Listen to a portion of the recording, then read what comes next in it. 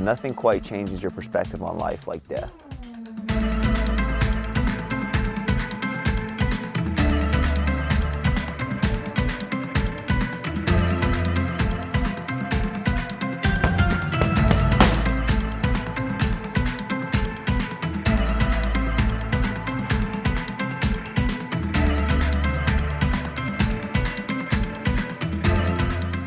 Five years ago today, I was living like what would be perceived as a truly regular life. I was working my job, I was getting up in the morning, trying to make the most out of it, but overall not taking things extremely seriously.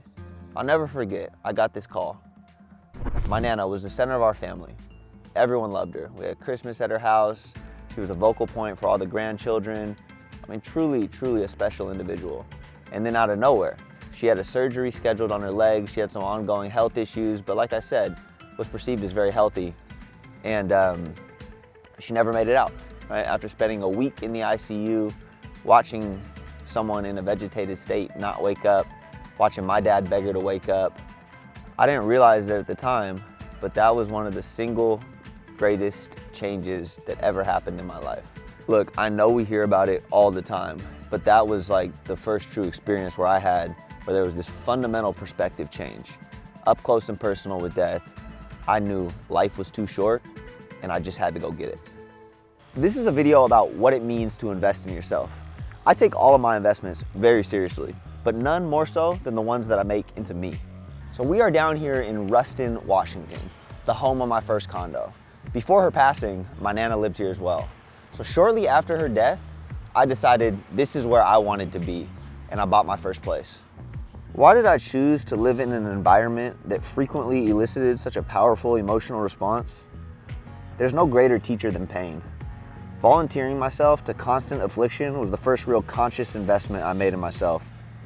Being in that environment served as a constant reminder to live my life how I wanted to live it.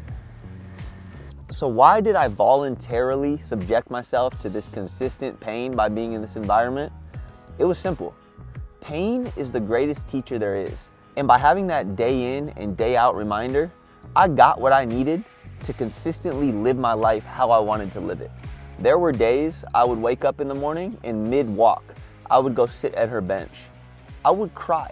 It could last for 30, 45 minutes, but it was the reminder, it was the perspective, and ultimately that was the catalyst that propelled me forward to a more successful life.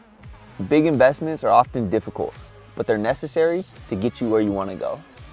You see that unit there, right above Jewel Box Cafe? That's where dreams are incubated.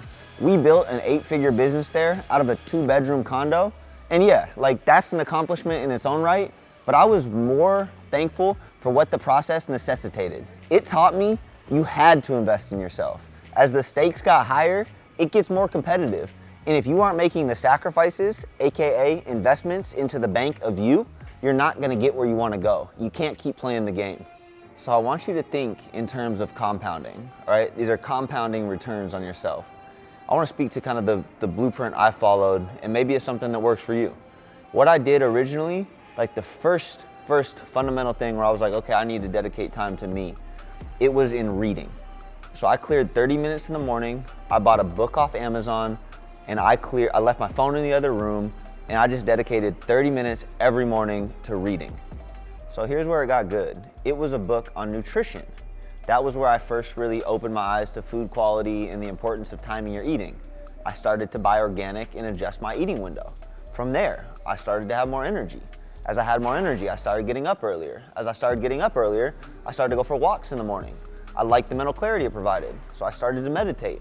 It was all of these investments, one after another, right? It wasn't like just overnight, it was this epic change, but man, over the course of a year, really if you go 24 months, it took me from like what you would consider regular day-to-day life to running a 8-figure business, building, fully fulfilled, fully engaged, and it was all through just these compounding positive habits or investments that I was making into the bank of Rob.